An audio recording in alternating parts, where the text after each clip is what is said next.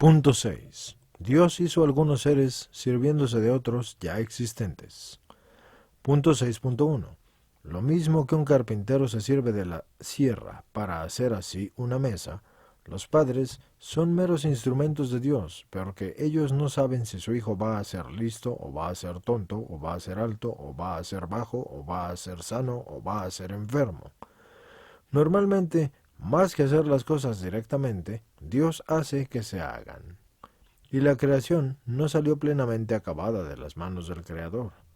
La expresión al principio no sugiere que el mundo tal como hoy lo vemos haya salido solamente entero de Dios en un momento dado, porque no hay ningún reparo en admitir en una lenta evolución de los seres en su aparición y su progreso constante hacia las formas que son cada vez más perfectas.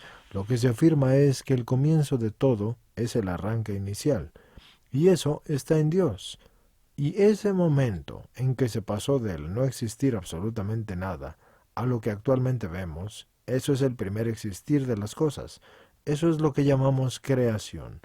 Y la idea de la creación tiene un matiz muy preciso que la distingue de los similares que se llaman producción o construcción. Y es un hacer absolutamente nuevo y original, y un partir desde cero, en el que no se presupone nada preexistente, sino que el hacedor mismo, así no hay materia previa. Y no hay instrumentos, así que solo existe la posibilidad pura. Y sobre esta posibilidad se vuelca el acto amoroso de Dios, porque Él decide sacar a la luz este mundo. La evolución subsiguiente también es la obra de Dios, y con esta diferencia. En el primer momento todo es una creación, y en los momentos posteriores es un desarrollo, un despliegue de la creación inicial. Punto 6.2. Además de este mundo que es visible, hay también un mundo que es invisible, al que se extiende igualmente la acción creadora de Dios, como nosotros profesamos en el credo. En el credo del pueblo de Dios de Pablo VI se precisa explícitamente que bajo el nombre de cosas invisibles han de entenderse los espíritus puros, que reciben también el nombre de ángeles, confirmando la interpretación tradicional. El Concilio Vaticano I habló de los dos órdenes de criaturas que son corporales y espirituales, como equivalentes a mundo y ángeles. Es absurdo negar la existencia de los ángeles porque la ciencia no puede verificarlo. La ciencia estudia las leyes de la naturaleza material, pero los ángeles son espirituales y están en otro nivel.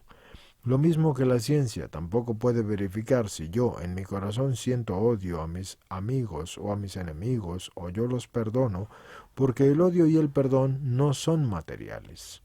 Así que dice el Catecismo de la Iglesia Católica que ángeles son las criaturas puramente espirituales que tienen inteligencia y voluntad, y que son criaturas personales. Jesús menciona a los ángeles como seres reales y activos, y por eso la existencia de los ángeles es un dogma de fe, porque fue expresamente definido por el Concilio IV de Letrán. La existencia de los ángeles está testimoniada por innumerables pasajes de la Sagrada Escritura, porque si bien es poco lo que se conoce de sus funciones y de su naturaleza, son mensajeros de Dios en momentos extraordinarios de la historia de la salvación. Conocemos algunos nombres que están relacionados con la función para la cual fueron elegidos, como por ejemplo los de Miguel, Rafael y Gabriel, y se da por entendido que son muchísimos en número y que están distribuidos en jerarquías.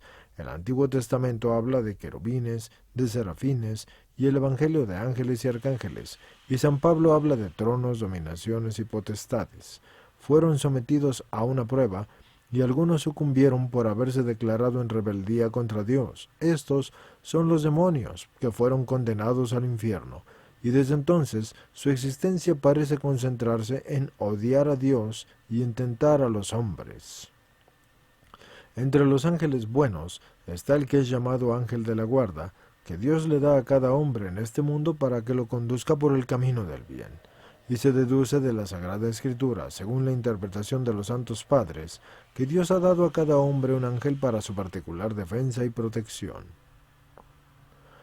Dice la Biblia que Dios te ha encomendado a sus ángeles para que te guarden en todos tus caminos. En el Evangelio encontramos ese testimonio. Dijo Jesús: mirad, que no despreciéis a uno de esos pequeños, porque yo en verdad os digo que sus ángeles ven de continuo en el cielo la cara de mi Padre. Punto 6.3. Dice Seorticlagnes que la obra maestra de Satanás ha sido hacer creer a los hombres que él no existe. La existencia de Satanás es un dogma de fe y está definido en el Concilio Lateranense número 4. El padre Justo Collantes, catedrático de la Teología de la Facultad de Granada, dice que las palabras utilizadas en este capítulo son una profesión de fe. Dice el Concilio Lateranense IV, creemos firmemente y confesamos sinceramente que con todo lo que conlleva, el diablo y todos los demás demonios fueron creados por Dios, buenos, pero ellos mismos, por sí mismos, se hicieron malos. Por eso Javier Ibáñez, en su obra La fe divina y católica de la Iglesia, califica a la existencia del diablo de fe divina y católica definida, y por lo tanto no se puede negar la existencia real de un ser creado por Dios. La existencia del demonio también lo ha confirmado recientemente así la Iglesia, al actualizar el ritual de los exorcismos porque demuestra que sigue vigente la doctrina del demonio. El pecado del demonio fue el pecado de la soberbia, y la Biblia dice que Dios creó a los ángeles y que algunos pecaron y que fueron condenados para siempre. Y estos son los demonios son ángeles que han caído. El cardenal Jorge Arturo Medina Esteves, prefecto de la Congregación para el Culto Divino, dijo en una rueda de prensa el 26 de enero de 1999, «Sabemos que hay católicos que ponen en duda la existencia del diablo, pero esta realidad pertenece a la fe y a la doctrina de la Iglesia Católica, y el que diga que el diablo no existe, ese no está ya en la fe. La doctrina católica nos enseña que los demonios son ángeles caídos a causa de su pecado. Son seres espirituales de gran inteligencia y de gran poder. La potencia de Satanás, sin embargo, no es infinita, no es más que una criatura potente por el hecho de ser un espíritu puro, pero siempre es sólo una criatura y no puede impedir la edificación del reino de Dios. A propósito tal de Satanás, el cardenal Medina subraya que el influjo nefasto del demonio y de sus secuaces se ejerce habitualmente a través del engaño, de la mentira y de la confusión. Si Jesús el Señor es la verdad, entonces el diablo es mentiroso por excelencia. Desde siempre y desde el principio, la mentira ha sido su estrategia preferida, porque engaña a los hombres haciéndoles creer que la felicidad se encuentra en el dinero, en el poder, en la concupiscencia carnal. Y engaña a los hombres persuadiéndolos de que no tienen la necesidad de Dios y de que son autosuficientes sin la necesidad de la gracia y de la salvación.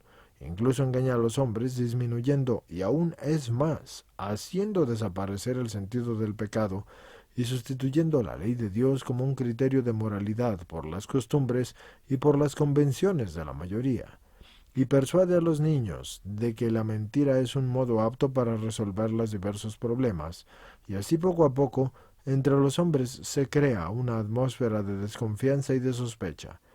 Tras las mentiras y los engaños que llevan la imagen del gran mentiroso que es Satanás, se desarrollan las incertezas, las dudas, y un mundo en el que ya no hay seguridad, ni tampoco verdad, y donde en el cambio reina el relativismo y la convicción de que la libertad consiste solamente en hacer lo que se quiere hacer, lo que se te antoja, y así no se entiende ya que la verdadera libertad es la identificación con la voluntad de Dios, que es la fuente de todo bien y de la única felicidad posible. El demonio es un ser inteligente que no es humano y que induce a los hombres al mal, pero al demonio se le puede vencer con la ayuda de Dios. Al demonio siempre se le pinta con cuernos y con rabo, pero ya se comprende que el demonio no tiene ni cuernos ni rabo porque es un espíritu. Así se le representa para expresar que él es un espíritu que ha optado por el mal. Y en la Biblia parece clara la existencia del demonio en la tentación de Eva y en las pruebas de Job, y en todos los etcétera, y sobre todo en el Evangelio. Cristo, para rechazar a Pedro, que le proponía huir de la cruz, le dijo, «Apártate de mí, Satanás».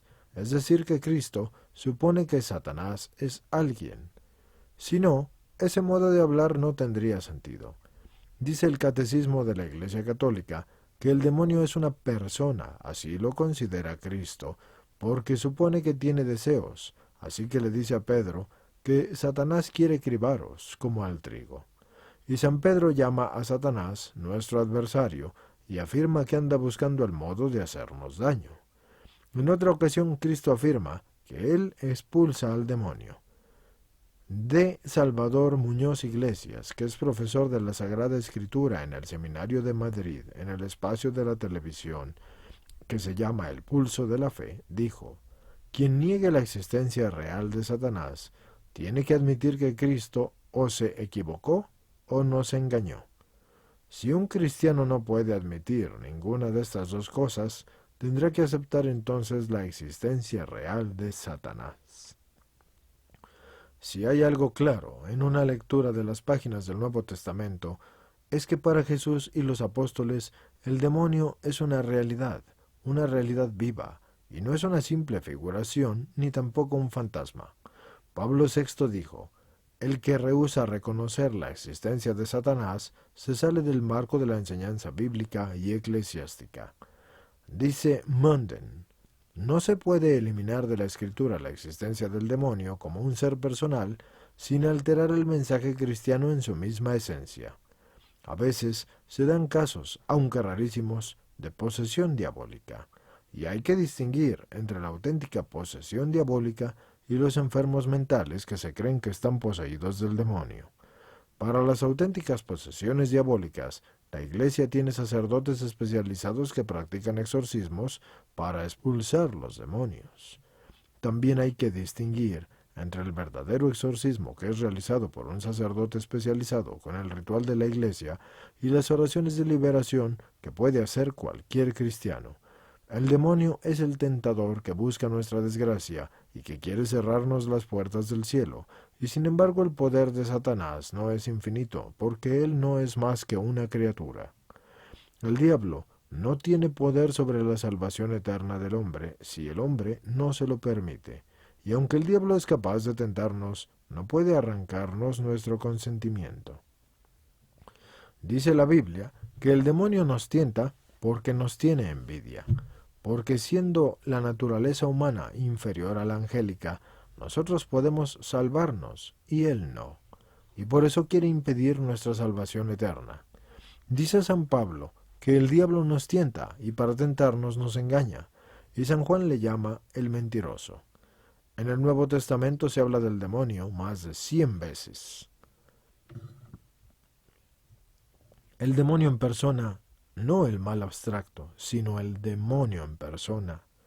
Cristo, cuando lo expulsa de alguien, habla con él como si él fuera una persona.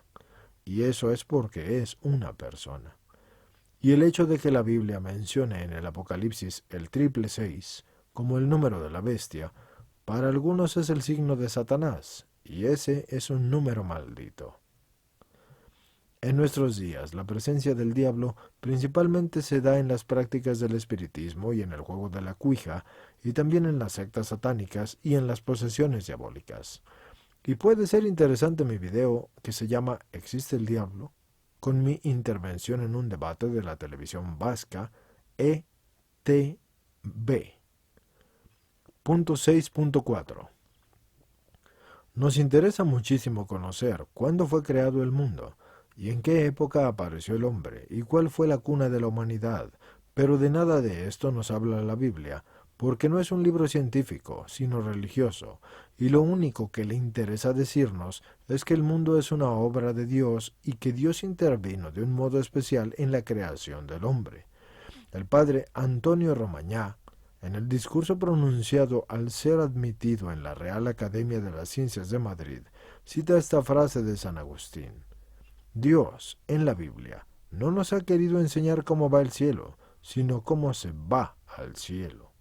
La Sagrada Escritura no tiene como fin fundamental el comunicar las enseñanzas sobre ciencias profanas, sino el guiar a los hombres hacia su salvación eterna. Punto 6.5. La Biblia nos cuenta en el libro del Génesis cómo Dios creó el mundo, La Biblia habla de 7 días, pero la palabra hebrea yom significa día y también significa un periodo largo de duración. Nuestro modo de hablar moderno y occidental es distinto del de la Biblia, que es primitivo y oriental, al que se acomodó Dios en todas sus revelaciones, porque la Biblia se expresa en un estilo sencillo y figurativo, adaptado a la mentalidad de aquel tiempo.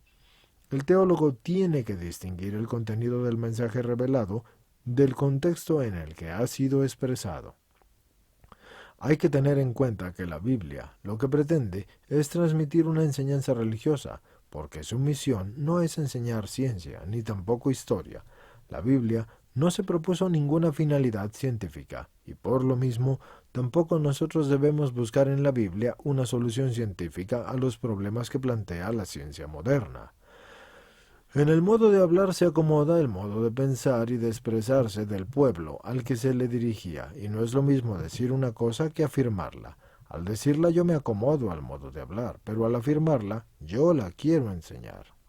Cuando a un niño se le dice que la cigüeña lo ha traído, y que le ha traído además a un hermanito, aunque ese modo de hablar no sea recomendable, como yo lo digo en el número 66,4, no se está afirmando que ese sea el modo de nacer de los niños, sino que se emplea un modo de hablar metafórico y figurativo que es erróneo y que es equivocado, pero ese es el que lo emplea, porque el que lo emplea lo considera como el más adecuado para hacerse entender.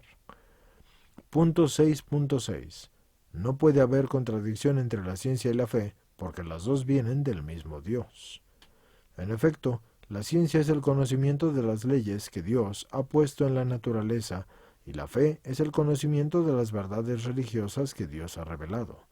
Con todo hay que tener en cuenta que la ciencia mira la creación desde el punto de la vista de las causas naturales, y por esto se interesa directamente de su desarrollo en el tiempo y del orden exacto en este desarrollo.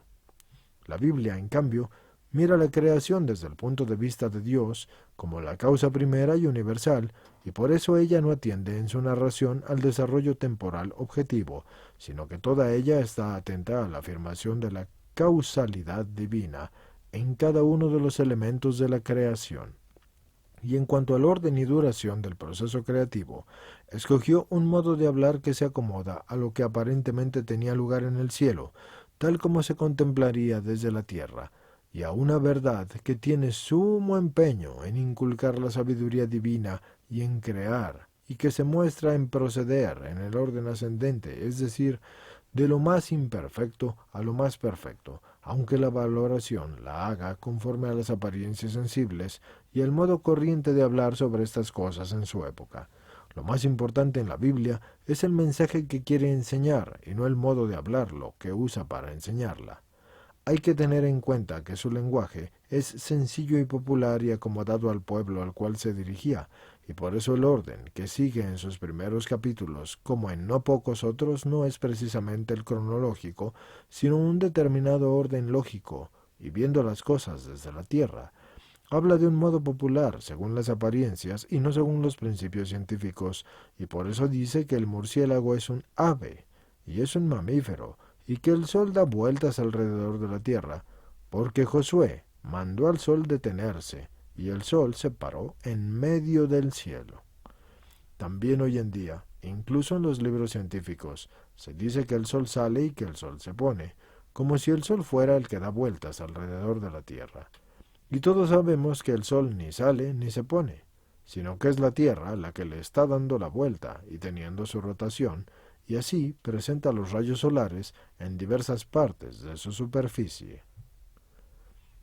Es que hablamos de las cosas del cielo tal como las vemos desde aquí, en la tierra, aunque ese modo de hablar no sea exacto ni tampoco científico, porque todos entendemos lo que queremos decir. Igualmente, cuando en el primer capítulo del Génesis se emplea la palabra día al relatar la creación del mundo, esto no se debe entender como si fuera un día de 24 horas, sino como un simple espacio de tiempo. El hablar de los 6 días en la creación tiene un fundamento litúrgico que es inculcar el descanso sabático, porque presenta a Dios antropológicamente trabajando 6 días y descansando el séptimo. Así se teje una narración escalonada hasta llegar al hombre como la culminación. Punto 6.7. En lo que enseña la Biblia no cabe error alguno, porque es un libro inspirado por Dios, pero la inerrancia ajena a cada uno de esos libros es la que cuadra con el género literario al cual pertenece. Así que hay que distinguir entre el género alegórico del Apocalipsis y el género histórico de los dos libros de Samuel, que pueden considerarse como el nacimiento de la historiografía. Cada género literario en la Biblia tiene su tipo de verdad. Como en un periódico una es la verdad de un artículo editorial y otra es la verdad de la noticia de una agencia y otra es la verdad del lenguaje hiperbólico de un anuncio, porque mejores no hay y superior al mejor, así que etcétera, etcétera. Y así, una es la verdad propia de la parábola, en la cual solo se pretende enseñar una verdad sin afirmar cada uno de los elementos ornamentales que la hacen pedagógica. Otra, la verdad de un canto lírico, que en lo concerniente a su sentido y realidad debe de ser juzgado conforme a las leyes de la lírica, y otra es la verdad de un relato. En estos, puede su autor querer afirmar la realidad histórica de lo que narra, tanto en lo substancial como en los pormenores, pero puede también afirmar solo la substancia del hecho sin privarse por motivos pedagógicos y artísticos. Es decir, la historia entre los antiguos tenía no poco de arte, y de añadir a lo substancial otros elementos cuya realidad histórica no asegura. Hay que tener en cuenta que una mentalidad oriental no es el faltar a la verdad, ampliar la narración no con la adición de detalles, que no sean históricos en sí mismos, pero sí que contribuyan a poner de relieve el suceso central del que se trata de transmitir. Distinguir entre la base histórica y los detalles ornamentales no es una tarea que se pueda realizar por cualquier particular, sino solo por personas que son preparadas para esto con una doble preparación que es científica y teológica. La Biblia es un libro que se debe a la acción conjunta e indivisible de Dios y del hombre. Su instrumento. Y eso que quede claro, el hombre es el instrumento de Dios y es a quien Dios le comunicó su inspiración. Su realidad divina exige para interpretarla una preparación teológica y su realidad humana preparación. Y entre estas dos no puede haber un verdadero conflicto si es que se ejercitan con lealtad y con rigor intelectual.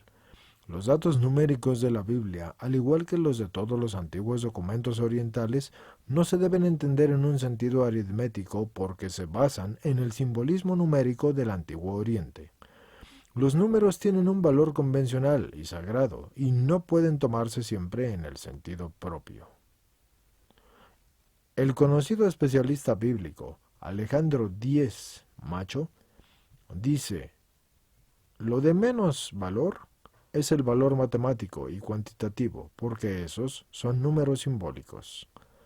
El lenguaje simbólico es muy frecuente en la Biblia, lo mismo que entre nosotros, porque cuando yo digo que he sudado tinta, yo no quiero decir que mi sudor haya sido negro, sino que sí que me ha costado mucho trabajo hacer algo. La interpretación de la Biblia no es un quehacer que haya que forjarse a base únicamente de la ciencia y de la competencia, sino ante todo mediante la adhesión a la fe y la aceptación humilde de la palabra de Dios. De aquí en su lectura, suponga una cierta preparación religiosa bien distinta del mero espíritu de la crítica o de la curiosidad. Por encima de las interpretaciones particulares está el juicio de la Iglesia, a la que Cristo le confió la inteligencia del verdadero significado de los libros santos, conservados por los santos padres y transmitidos por la tradición y por el magisterio de la Iglesia. La recta interpretación de los pasajes de la Biblia pertenece a la autoridad de la Iglesia, que es la que ha recibido de Cristo la misión de enseñar. Los individuos particulares pueden equivocarse al interpretar algunos pasajes obscuros, y de allí la multitud de interpretaciones equivocadas y opuestas entre sí de los protestantes que admiten la libre interpretación personal. Ya lo dijo San Pedro, que en la Biblia Hay pasajes difíciles de entender. La libre interpretación de la Biblia que hacen los protestantes lleva a la confusión y no puede ser en verdad todas las distintas opiniones contradictorias entre sí. De ahí está la necesidad de una autoridad infalible que interprete correctamente la verdad que la Biblia nos enseña. El oficio de interpretar auténticamente la palabra del Señor Dios, escrita o transmitida, ha sido confiado únicamente al magisterio vivo de la Iglesia, cuya autoridad se ejerce en el nombre de Jesucristo. En los Evangelios, por debajo de los relatos en los que se narran los hechos reales de Jesús, y en el sentido oculto, y en el segundo nivel, como en un código secreto, suele haber un contenido teológico encerrado en todos estos relatos. Por ejemplo, la multiplicación de los panes representa la Sagrada Eucaristía, las bodas de Canaán, la mediación de María, etcétera, etcétera. Y por eso, según una antigua tradición, se pueden distinguir dos sentidos en la Sagrada Escritura, lo cual es el sentido literal y el sentido espiritual. Y para comprender exactamente lo que el autor propone en sus escritos, hay que tener en cuenta el modo de pensar y de expresarse y de narrar que se usaba en los tiempos del escritor. Y también hay que tener en cuenta las expresiones que entonces se usaban en la conversación ordinaria, porque cada lengua tiene su modo de hablar. Un español dice, me duele la cabeza. Un francés dice, tiene un mal en la cabeza. Un español dice, se bebe un vaso de cerveza. Y un alemán, la cerveza que sale de un vaso. En la Biblia hay que distinguir el estilo propio de cada género literario, y no es lo mismo el género lírico que el épico o el histórico. Cada uno tiene que interpretarse como le corresponde, teniendo en cuenta que no hay divisiones ni estancas entre los géneros literarios.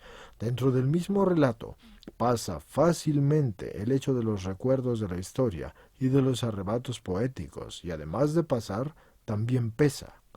Porque todo eso pesa. Y aun admitiendo los géneros literarios, nosotros no podemos negar que los evangelios relaten hechos reales porque no se puede decir que hayan falseado la historia o que se la hayan inventado. Cada versículo de la Escritura nos obliga a conocer el medio cultural en el que se desenvuelve el autor, la persona que lo escribió.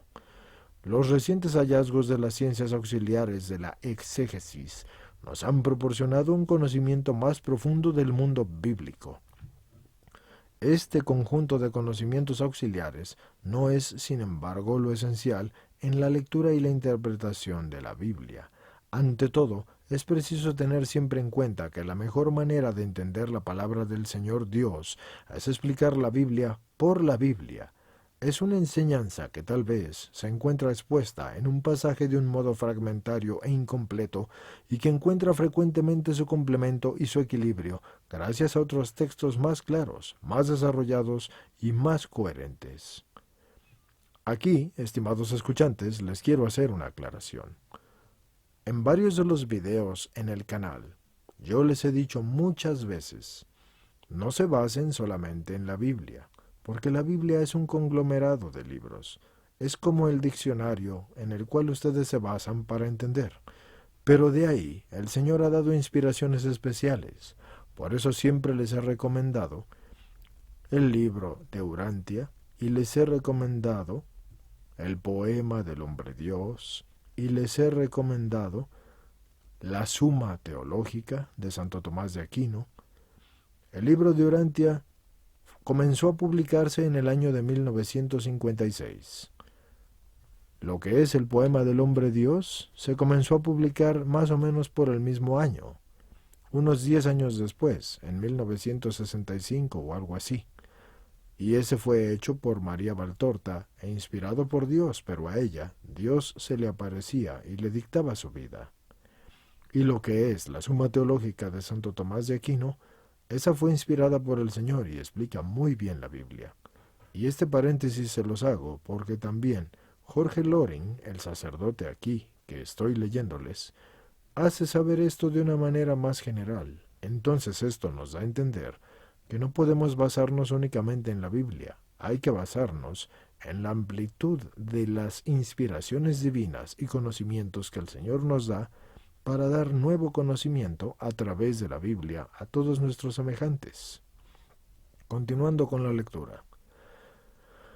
Y junto con el recurso al mismo texto sagrado, también es menester prestar la atención a todas las interpretaciones de los santos padres de la Iglesia. Estos santos vivieron en las condiciones humanas y sociales y religiosas y etcétera, y todo lo que conlleva, muy semejantes a las del mundo del Evangelio, y poseyeron también un sentido cristiano que es más agudo, más puro que el nuestro. Punto 6.8. La Iglesia reconoce como sagrados todos los libros de la Biblia, porque, habiendo sido escritos bajo la inspiración del Espíritu Santo, tuvieron a Dios como autor, porque los autores que son inspirados lo escribieron, y lo hicieron solamente de la manera en que Dios quería, y solamente lo que Dios quería. Y por eso hay que confesar que los libros de la Escritura enseñan firmemente y con fidelidad y sin error la verdad que Dios quiso consignar en las Sagradas Escrituras para nuestra salvación. Por eso la Biblia es el libro de Dios. La Iglesia en la Biblia no recibe solamente una palabra humana, sino la palabra de Dios, porque las verdades que se contienen en la Sagrada Escritura se consignaron por la inspiración del Espíritu Santo. Y aun cuando las diversas partes que la componen hayan sido redactadas por distintos autores, Dios es el autor principal de toda ella. La lista de los libros inspirados está en el canon, que de ellos la Iglesia ha publicado, y esta lista de los libros inspirados de la Biblia fue promulgada oficialmente en el Concilio de Trento en 1546, basándose en la tradición de la Iglesia asistida por el Espíritu Santo. Y ya en el año 393, en el Concilio de Hipona, se hizo la primera lista.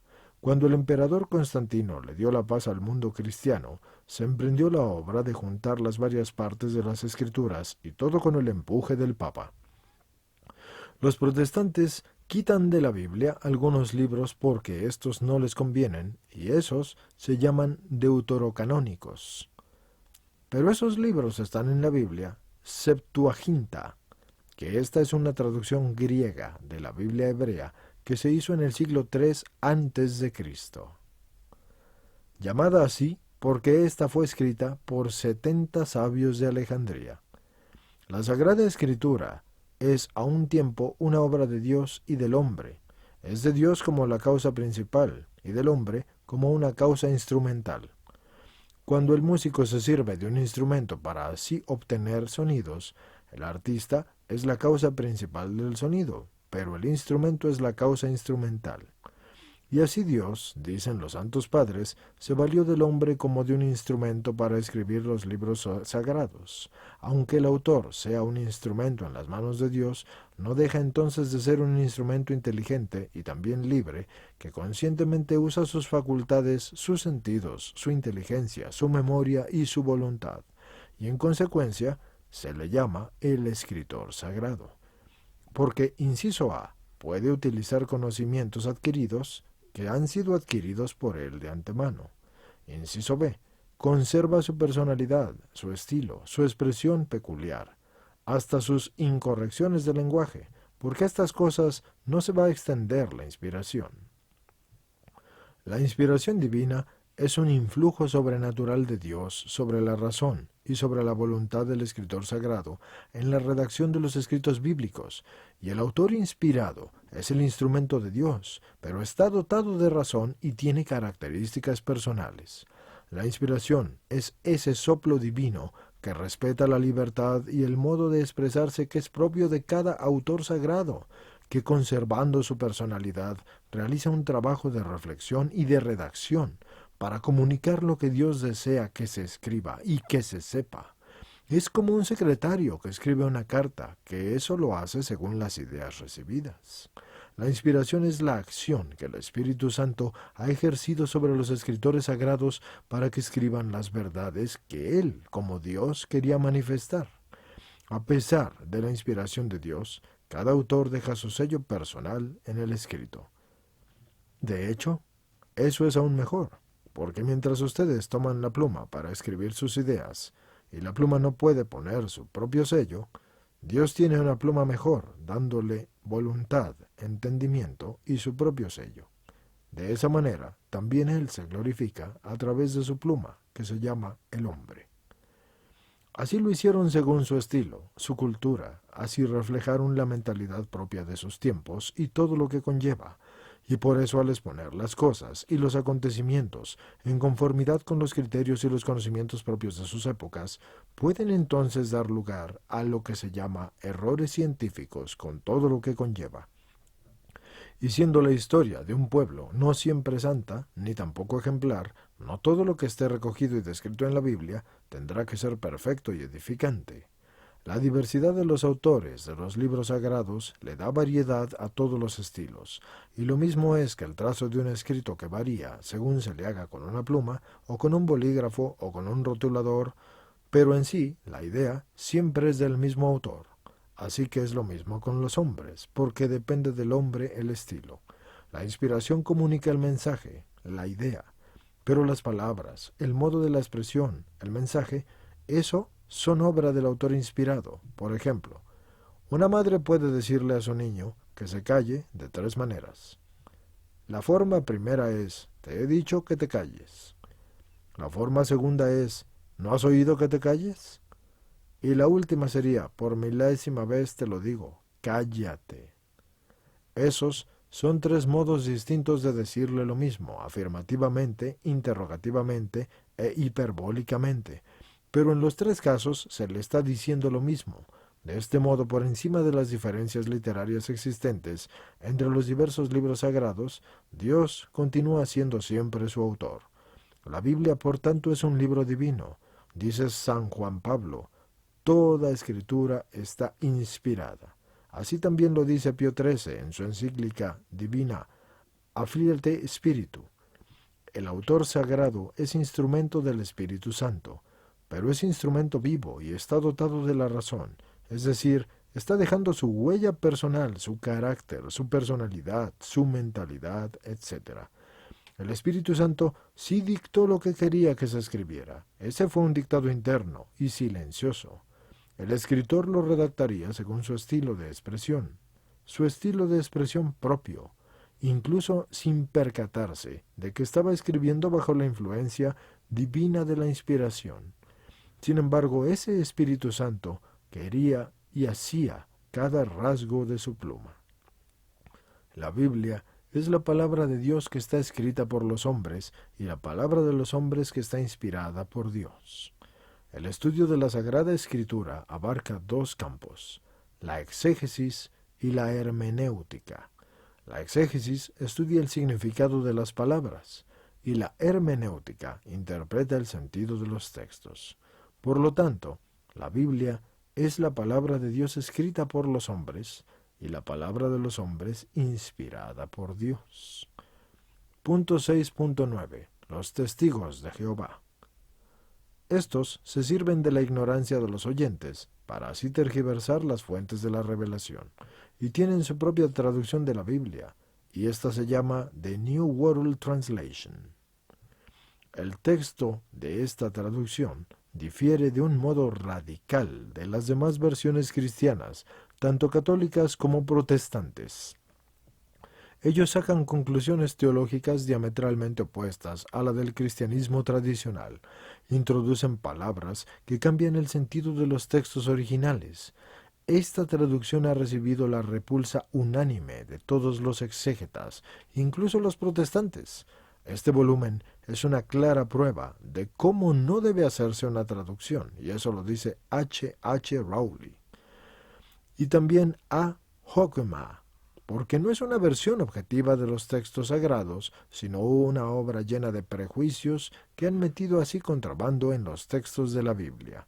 En el libro Proceso a la Biblia de los Testigos de Jehová, que está escrito por el ex pastor protestante Dan Jans, se dice en la presentación que los testigos de Jehová han torcido las Escrituras y han puesto en circulación una Biblia que está falseada y adaptada a sus prejuicios con todo lo que conlleva. Esa es una Biblia sectaria porque esto es una maldita secta, y como tal es la negación misma del espíritu bíblico genuino. Ante este cúmulo de arbitrariedades rayanas, es en el sacrilegio así por tratarse de la palabra de Dios, y no queda sino esa disyuntiva, y los traductores de la Biblia de los Testigos de Jehová han fallado en su cometido por una ignorancia o por malicia. Y si no sabían griego y la tradujeron así, entonces pecaron por ignorancia, y nunca debieron meterse como traductores de la Biblia. Pero si en cambio sí sabían muy bien el griego y así la tradujeron mal, entonces pecaron contra la luz y contra el Espíritu Santo, y no es extraño por tanto que esa traducción haya merecido las más severas críticas. El padre Giuseppe de la Rosa ha publicado en la revista Civita Católica de los jesuitas de Roma un artículo titulado Los testigos de Jehová no son cristianos, donde dice que la traducción de la Biblia de los testigos de Jehová falsifica cosas esenciales para decir lo que la Biblia no dice, o incluso lo contrario de todo lo que dice. Y por eso la Iglesia Católica quiere que las traducciones de la Biblia se publiquen con censuras eclesiásticas para asegurar así al lector la fidelidad de la traducción. Y estas traducciones las manda el Concilio Vaticano II y dice que deben de tener notas explicativas. Punto 6.10. El origen de la vida. Dios es el autor de la vida. Incluso en una hipótesis evolucionista hay que aceptar unas leyes que dirijan esta evolución, y estas tales leyes son las obras de Dios. Juan Oro, uno de los españoles que investigan en los Estados Unidos para la NASA y que está al frente del equipo que analizó las muestras lunares que trajeron los astronautas y cuya opinión fue definitiva para afirmar que en Marte no había vida, y que de hecho no hay vida, él opina que la vida surgió a merced de un proceso de la evolución química gradual que conduce a la generación progresiva según las leyes determinadas, aunque todavía estamos lejos de tener una clara comprensión de las leyes que rigen la evolución de las partículas elementales. El biólogo soviético Alejandro Oparin explica así el origen de la vida. En la atmósfera terrestre primitiva, a partir de algunos compuestos relativamente sencillos, principalmente metano, amoníaco, vapor de agua y ácido sulfúrico, y bajo la acción de las descargas eléctricas y los rayos ultravioleta, se formaron numerosas y variadas sustancias orgánicas de moléculas complejas. Estos productos pasaron a formar parte de la hidrosfera al ser arrastrados por la lluvia, y una vez allí sufrieron posteriores modificaciones y un incremento ulterior de su complejidad. En abril de 1985, la revista norteamericana Newsweek se hacía un eco de la presentación por parte de un grupo de bioquímicos de la NASA americana de unas pruebas según las cuales la arcilla sirvió como un catalizador en la formación de los primeros compuestos orgánicos. La agencia Reuters X-03 comunicó que un equipo de científicos de Howard Hughes Medical Institute y del Massachusetts General Hospital de Boston han afirmado que la vida pudo comenzar en la arcilla, porque en la arcilla así llamada montomorillonita, eso ayuda a la formación de la grasa y del material genético que conocemos como RNA o ribonucleico ácido. Así podría ser una explicación de aquello de la Biblia, de que la vida se nació del barro. Así recientemente, Leslie Orgel, uno de los mayores expertos mundiales en la materia, demuestra en la revista científica Nature que el origen de la vida puede, y de hecho pudo, aparecer en el terreno arcilloso.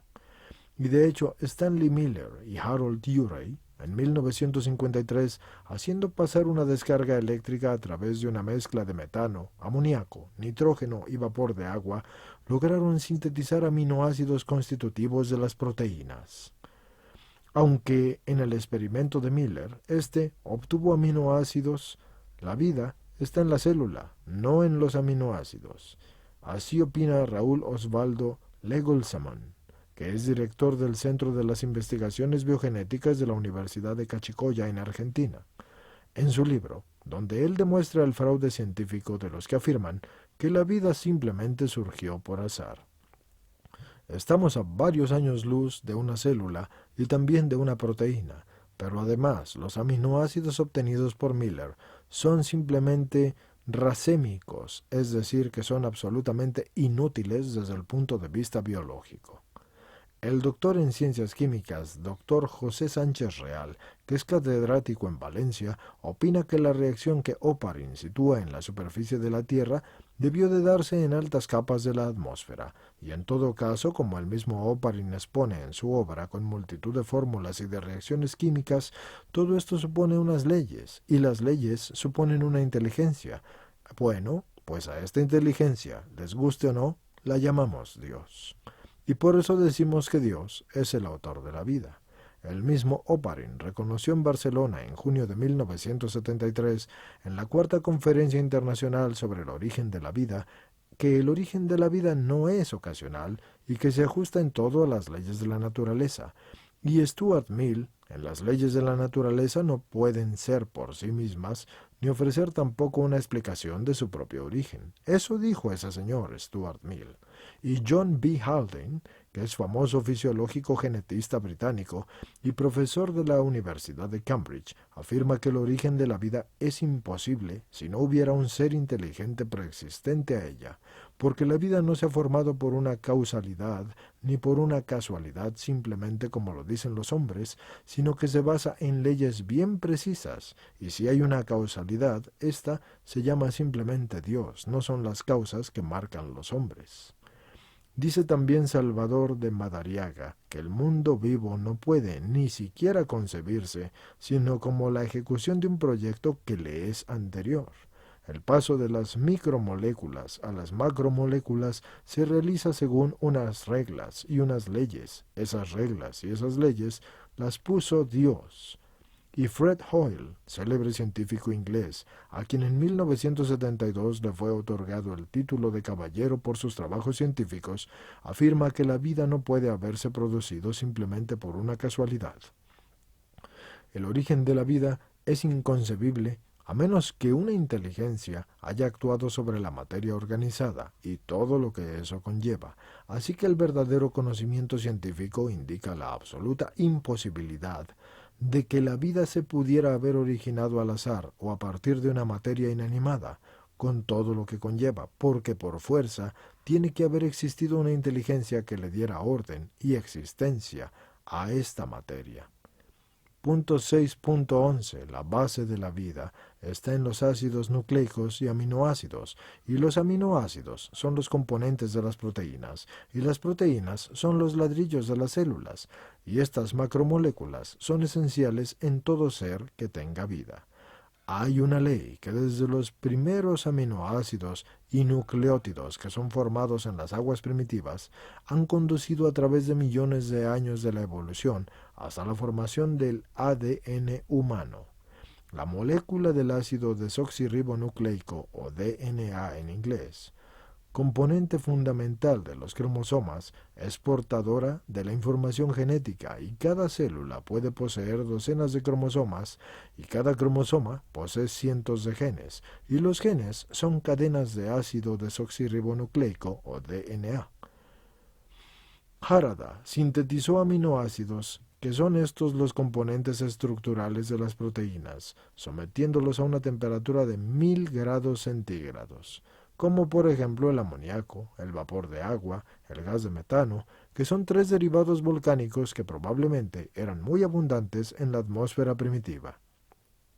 Sin embargo, la complejidad de la proteína, lejos de ser un desorden, es un orden supremo, es decir, siempre hemos de admitir unas leyes que dirigen la evolución. El doctor Jorge Wald, que es biólogo de la Universidad Norteamericana de Harvard y es premio Nobel, dijo en el Congreso Internacional sobre el Origen de la Vida, que fue celebrado en Barcelona en junio de 1973, que no hay ninguna oposición entre la aceptación de la explicación científica del origen de la vida y en la creencia de Dios, porque Dios es el autor de las leyes que rigen el proceso biológico. La vida y la evolución tienen un sentido y no se hicieron por puro azar. El mismo Oparin reconoce que las leyes de la naturaleza no pueden ser un producto de la casualidad, pero no se pregunta cuál es el origen de estas leyes.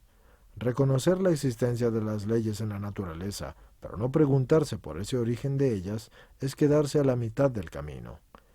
Si nos preguntamos por el origen último de esas leyes, llegaremos a Dios. Punto 6.12. La vida pudo comenzar en el mundo en un momento determinado, según las leyes puestas por Dios en la naturaleza. Parece que esto fue hace como unos 3.000 millones de años. Y comenzó de un modo muy elemental y poco a poco fue evolucionando hasta que se llegó al hombre, que es la suprema manifestación de la vida en la Tierra.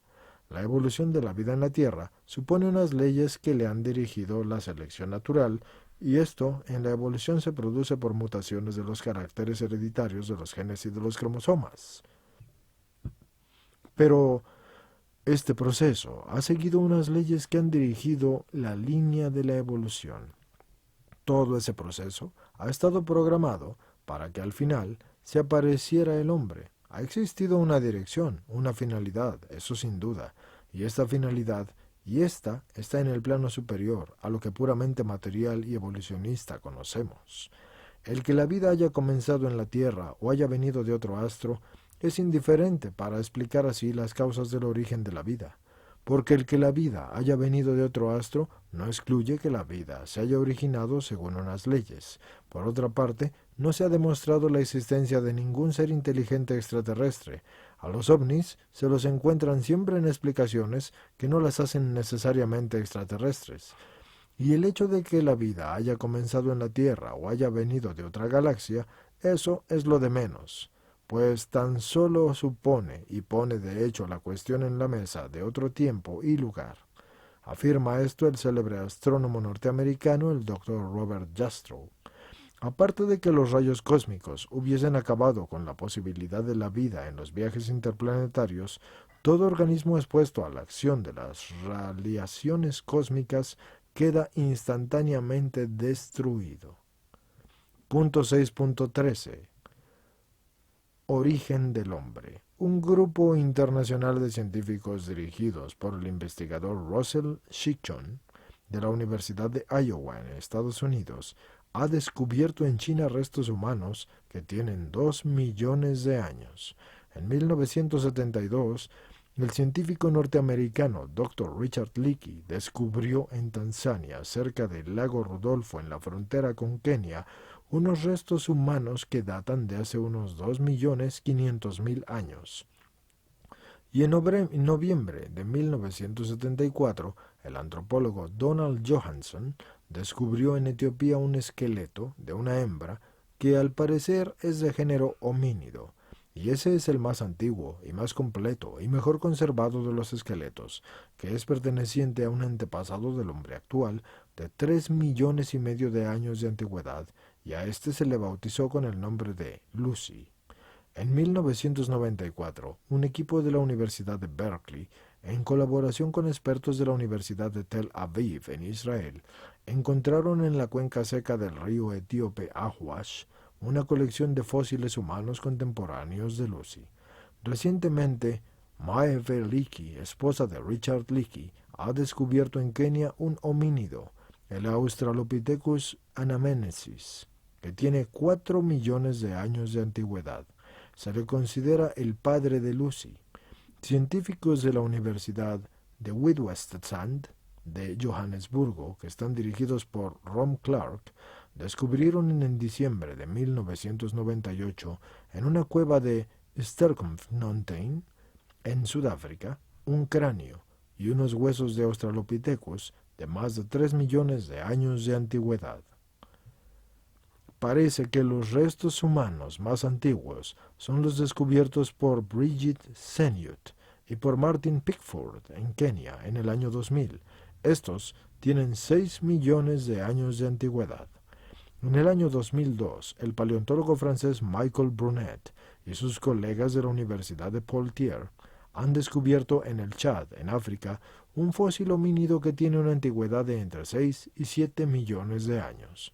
En 2012 se encuentran en la orilla del lago Turkana, en Kenia, restos fósiles humanos de 2 millones de años.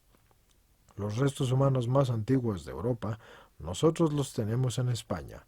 Según Rafael Puyol, que es rector de la Universidad Complutense de Madrid, Atapuerca, este es el yacimiento paleontológico más importante del mundo. el hombre de Atapuerca utilizó el fuego hace aproximadamente 150.000 años. En Atapuerca, en Burgos, José Manuel Bermúdez ha encontrado restos humanos de 800.000 años de antigüedad, y José Givert opina que el hombre de Orche, que está en Granada, vivió hace aproximadamente 1.000.000 de años.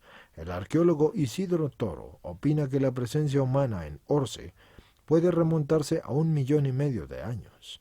Y si pusiéramos en un año la historia del cosmos, es decir, el Big Bang, estaría al empezar el 1 de enero, y toda la historia del hombre ocuparía tan solo el último minuto del 31 de diciembre de este hipotético año, en que cada día equivaldría a 50 millones de años. Entonces Cristo aparecería el 31 de diciembre a las 11 horas con 59 minutos y 50 segundos.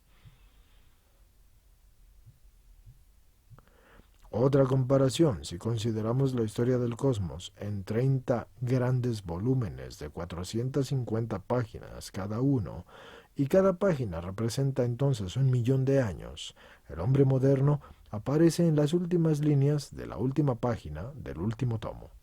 Así que voy a poner aquí las fechas más importantes de la historia de la Tierra. 15.000 millones de años, el Big Bang, más o menos el origen del cosmos. 5.000 millones de años, el origen de la Tierra. 3.000 millones de años, el origen de la vida. 63 millones de años, desaparición de los dinosaurios. 3 millones de años, aparición del hombre. 2.5 millones de años, el hombre comienza a hablar. 500.000 años, el hombre utiliza el fuego. 15.000 años, pinturas de Altamira.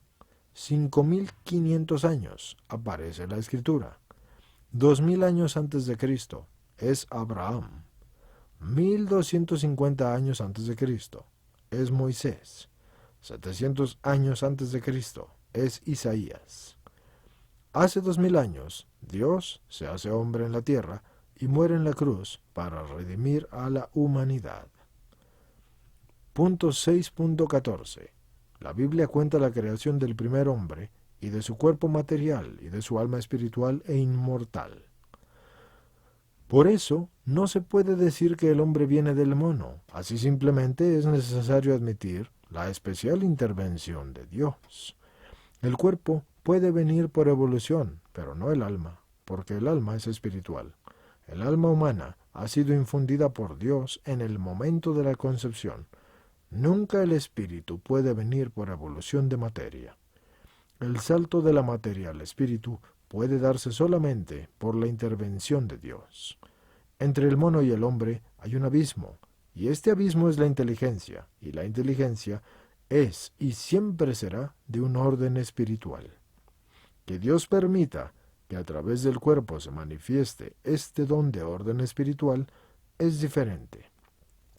Dijo el premio Nobel de Medina, John C. Eccles, en el prólogo de Las fronteras del evolucionismo, lo siguiente: cada alma es una nueva creación divina, así que me permito decir que ninguna otra explicación es sostenible.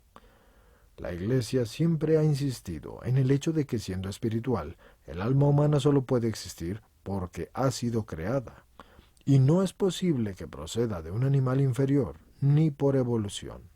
La fe católica nos obliga a retener que el alma humana ha sido creada inmediatamente por Dios. Dice Pío XII en la encíclica Humani Generis número 29.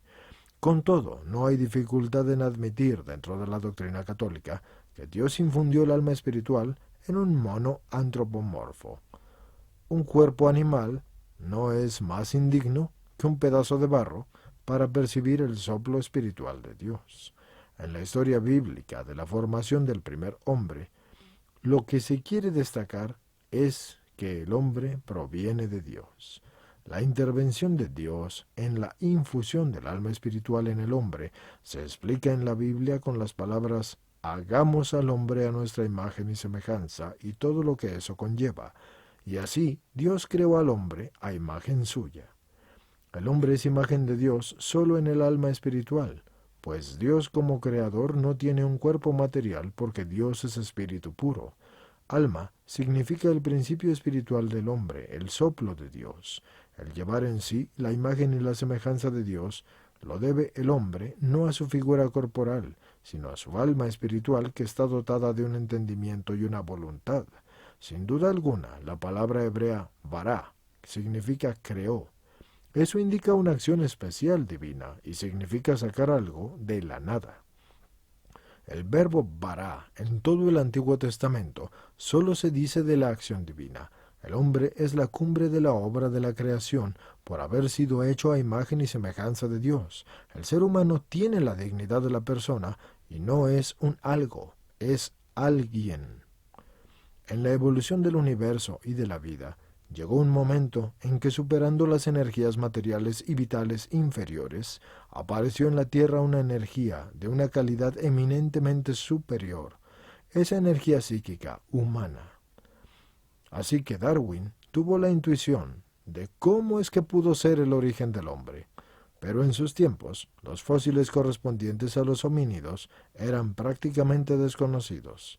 Así lo afirma el doctor Bermudo Meléndez, catedrático de paleontología en la Universidad Complutense de Madrid. Es decir, en aquel tiempo, la teoría evolucionista de Darwin era solo una hipótesis que no tenía una comprobación empírica. Y por eso la Iglesia, que es muy prudente, no acepta todas las hipótesis científicas inmediatamente, sino que se espera a que esa hipótesis de trabajo se consolide y se estudie así su armonía con la revelación de Dios. Punto 6.15.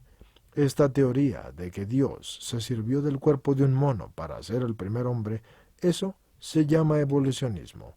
Y hay muchos teólogos católicos que defienden esa teoría, que no está condenada por la Iglesia. Desde la fe y la filosofía no hay un inconveniente en admitir la teoría de la evolución. Dios ha puesto las leyes en la naturaleza que, evolucionando, conducen al cosmos que hoy conocemos, como las fichas en el efecto dominó, porque no hay que tumbar cada una, porque solo tumbando la primera, ya sabemos que se van a tumbar todas las demás. Pues lo mismo Dios conoce el final de la evolución por todas las leyes que Él ya ha puesto en la naturaleza. La última palabra siempre la tiene la ciencia, pero la teoría de la evolución no elimina la necesidad de una inteligencia ordenadora y creadora.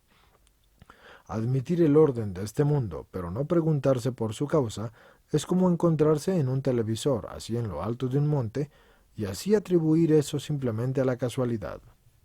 El evolucionismo puede considerarse en el origen del hombre y de toda la creación. El relato bíblico de la creación en 7 días puede ser un símbolo de que Dios hizo la creación, pero la hizo de un modo evolutivo. Los textos de la Biblia no tratan de darnos una explicación científica del modo como fueron hechos Adán y Eva, sino que es algo mucho más profundo, porque el hombre es una obra de Dios y la mujer, de la misma naturaleza que el hombre, también es una obra de Dios. El Génesis es una narración que es simbólica del origen de la humanidad, porque la Biblia está llena de antropomorfismos que se deben de saber interpretar. Con la imagen de lo que se dice del soplo, quiere decir que el hombre recibió de Dios algo que lo convirtió en lo que es, un hombre. Y a ese algo nosotros le llamamos el alma espiritual. Y cuando dice que Eva era de una costilla de Adán, esto quiere decir que la mujer es de la misma naturaleza que el hombre. La formación de la mujer de la costilla del varón quiere expresar que la dignidad de aquella es igual a la de éste. Pío XII afirma que la encíclica Humani Generis que hizo en 1950 sobre la evolución, ahí se dice que la Iglesia deja la doctrina de la evolución como una cuestión abierta, mientras que las especulaciones se limiten al desarrollo del cuerpo humano a partir de otra materia que sea viviente y que ya sea existente. Es posible que el hombre y el mono actual vengan de un tronco común, pero aunque el cuerpo del hombre pueda venir por evolución de un mono antropomorfo, no por eso vamos a decir que el hombre es un mono desnudo. También la gallina procede de un huevo, y nosotros no decimos que la gallina es un huevo con plumas. El hombre es mucho más que un animal. Prescindir de la vertiente espiritual del hombre es una visión equivocada de lo que es realmente el hombre, porque el hombre es algo más que un simple animal. En el hombre hay un alma que es espiritual y que no puede venir por evolución de nada, ni de la materia. Solamente puede venir por la sola creación de Dios. El hombre es algo más que el resultado de una evolución biológica. Por simple evolución, no es posible franquear el abismo que existe entre el reino animal y el hombre. Con las solas fuerzas naturales, ningún animal pudo evolucionar y llegar a un grado de perfección tal que le permitiese salir del círculo de la especie animal y entrar en el de la especie humana. El primer hombre no es, ni pudo ser, el resultado supremo de una evolución animal, sino que es un ser que existe simplemente porque Dios lo creó. Dios está en el origen del hombre, y sin su acción especialísima, el hombre no hubiera podido llegar a existir.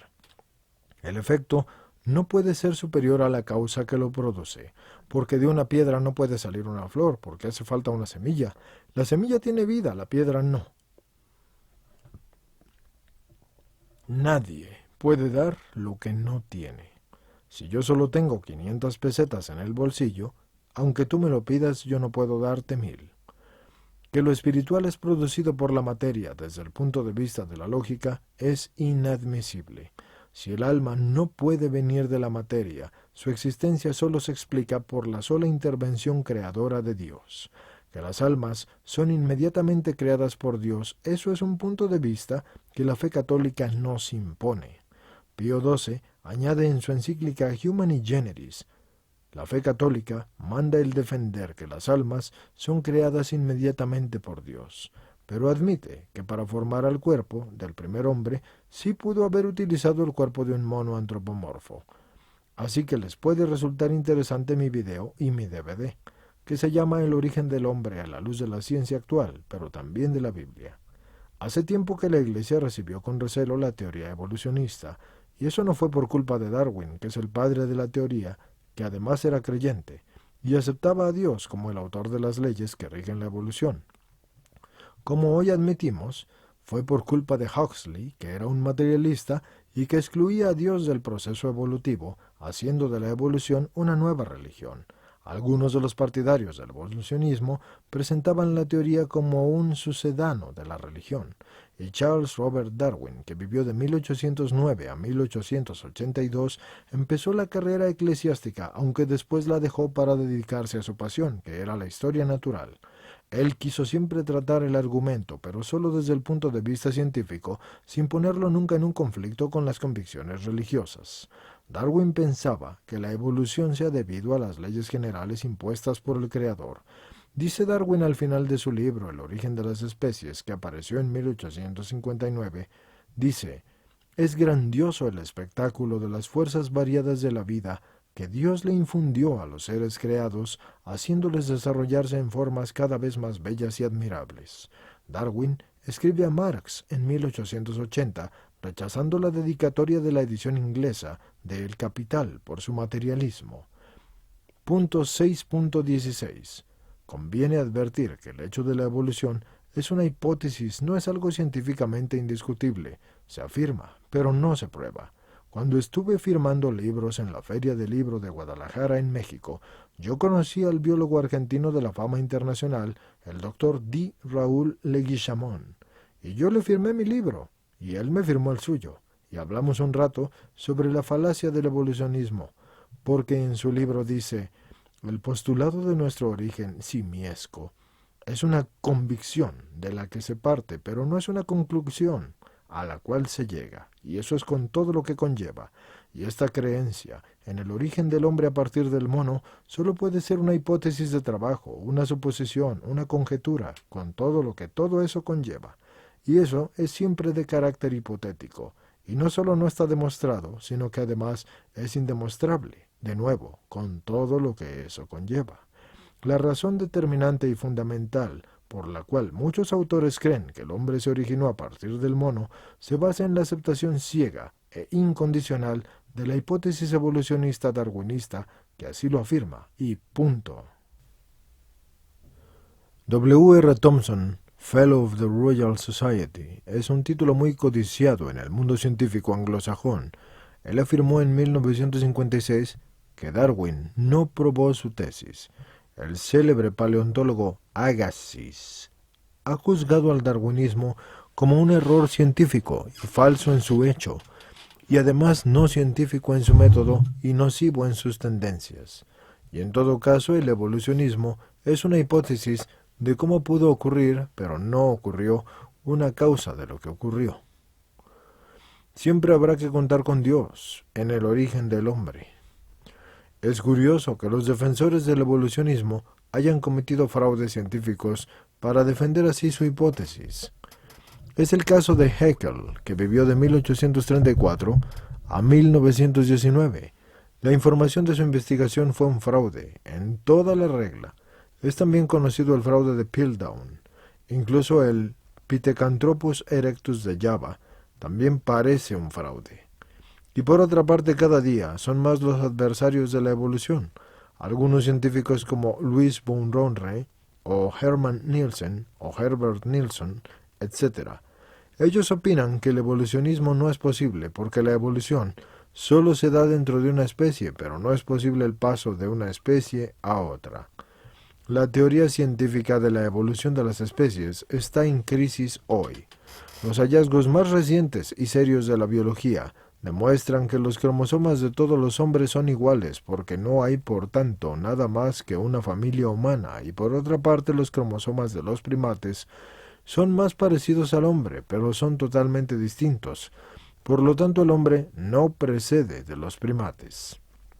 Son muchos los científicos que rechazan el evolucionismo darwinista. El profesor Wilder Smith, investigador de bioquímica, ha publicado un libro documentado y contundente contra la evolución biológica. G. Sermonti, profesor de genética de la Universidad de Perugia, y R. Fondi, profesor de la paleontología de la Universidad de Siena, han escrito juntamente un libro en el que niegan todo valor determinante a la selección natural darwinista. Sermonti llega a decir que el darwinismo es una verdadera falsificación científica con todo lo que conlleva y además es una falta de honradez. Es famoso científico contemporáneo, y también otro que es el famoso científico contemporáneo Sir Fred Hoyle, en su libro El universo inteligente, ha escrito «La teoría darwinista es errónea», y el periódico italiano Corriere della Sera, del 25 de agosto de 1992, da cuenta de una intervención de un especialista británico llamado Richard Milton en el Congreso de la Asociación Británica para el Progreso de la Ciencia, en la que afirmó que el mito del darwinismo ha quedado hecho pedazos. Michael Danton, director del Centro de Investigaciones en Genética Humana de Sydney, Australia, opina que Darwin estaba equivocado, y Carlos Baliña, que es doctor en filosofía y profesor de filosofía en la ciencia, es un brillante conferencista, y en una conferencia titulada Pseudociencia del evolucionismo, que fue pronunciada en Luján, Argentina, afirmó que el evolucionismo ateo es falso. Y dio muchos datos para demostrar que es ridículo atribuir a la casualidad las maravillosas mutaciones de la evolución. Es mucho más racional atribuirlas al poder de Dios, que es el autor de las leyes de la naturaleza. Y el premio Nobel Jan Rostand, en su obra Lo que yo creo, evolucionismo, tal como se nos lo presenta hoy en día, y es un cuento de hadas para adultos. Así que Pierre-Paul Grass, miembro de la Academia Francesa y considerado como primer zoólogo del mundo, dice que el darwinismo encierra importantes falacias y advierte que hay que hacer reflexionar a los biólogos sobre la ligereza de las interpretaciones y extrapolaciones que los doctrinarios presentan como verdades demostradas. Sin duda alguna, es imposible para cualquier ser vivo haberse cambiado en cualquier otro distinto de su propia especie. Y eso con todo lo que conlleva. Y esto no es por la Biblia, ni por todo lo que conlleva, ni por los problemas que se originan todos dentro de ese ámbito, desde la física, desde la química, desde las matemáticas, desde la anatomía, desde la fisiología, etc. Parece que ha llegado ya el tiempo del rechazo final de una hipótesis que debe ir para el cubo de la basura de la historia. Recientemente el célebre biólogo y matemático Jorge Salet, en su libro del azar y certeza, demuestra matemáticamente la imposibilidad de una evolución progresiva. Además afirma que desde el origen de la vida, que se calcula que ocurrió hace unos 3.000 millones de años, no ha habido tiempo para que la primera célula viva evolucione hasta el hombre, porque el número de probabilidades es del orden de 10 elevado a menos 100. Es decir, hay una probabilidad tan mínima que para los científicos es prácticamente imposible, y lo mismo afirmó Murray Eden en el simposio que tuvo lugar en 1966 en el afamado Instituto Wistar de Filadelfia. Recientemente también se ha mostrado en contra de Darwin el profesor de la Universidad de Berkeley, Estados Unidos, Philip E. Johnson, en su libro de Darwin a Examine. Punto 6.17. Se presenta el problema de si fue una sola pareja o que fueron muchas las que Dios transformó en hombres, porque la primera teoría se llama monogenismo, pero la segunda se llama poligenismo. La teología del pecado original se ha expresado siempre bajo la concepción monogenista del origen del hombre. Actualmente los teólogos han realizado serios intentos para buscar una explicación del pecado original en la hipótesis del poligenismo, pero no han llegado a una solución plenamente satisfactoria. Con todo, el monigenismo no puede ser considerado como una doctrina revelada o infaliblemente enseñada por la Iglesia, pero sí que es una doctrina considerada por buenos teólogos como la próxima a la fe. Y de hecho Pablo VI, en su discurso al Simposium de Teólogos Católicos sobre el pecado original, no ha cerrado totalmente las puertas a la visión poligenista de la humanidad, con tal de que se salven los elementos esenciales del dogma católico del pecado original. El sumo pontífice Pío XII dice a este propósito: mas cuando se trata de otra hipótesis, la del llamado poligenismo, los hijos de la Iglesia no gozan de la misma libertad, porque los fieles no pueden abrazar la sentencia de lo que se afirman, o que después de Adán hayan existido en la tierra verdaderos hombres, que no procedieron de aquel como del primer padre de todos, por generación natural, o que Adán significa una especie de muchedumbre de primeros padres. No se ve, por modo alguno, cómo puede esta sentencia conciliarse con la que las fuentes de la verdad revelada y los documentos del magisterio de la Iglesia proponen sobre el pecado original, que procede del pecado verdaderamente cometido por un solo Adán y transmitido así a todos por las generaciones. Pío XII no dice que el poligenismo no pueda conciliarse con la fe, sino que no se ve cómo pueda conciliarse. Deja abierta la posibilidad de una conciliación, y si esto se consigue, el poligenismo no entraría entonces en conflicto con la fe católica. La hipótesis del monogenismo tiene una confirmación científica, porque según el profesor Francisco Grande Covian, la información genética del DNA mitocondrial confirma que toda la humanidad viene de la misma madre. Lo mismo ha afirmado el padre Ángel Serra, que es un catedrático de genética humana en la Universidad de Roma. Un grupo de genetistas de la Universidad de Berkeley, encabezado por A. C. Wilson, estudiando el DNA mitocondrial, sugieren el origen monogenético de la humanidad. Todos los hijos, machos o hembras, que tienen mitocondrias exactamente iguales a las de la madre, y las mitocondrias son estructuras celulares situadas en el citoplasma que rodea el núcleo. Luigi Luca Cabal Sforza, que es profesor de genética en la Universidad de Stanford y responsable del proyecto del genoma humano, programa científico internacional que se propone catalogar el ADN de todas las etnias de todos los continentes, dice: en la actualidad, muchos biólogos creen que la vida en la Tierra tiene un origen único.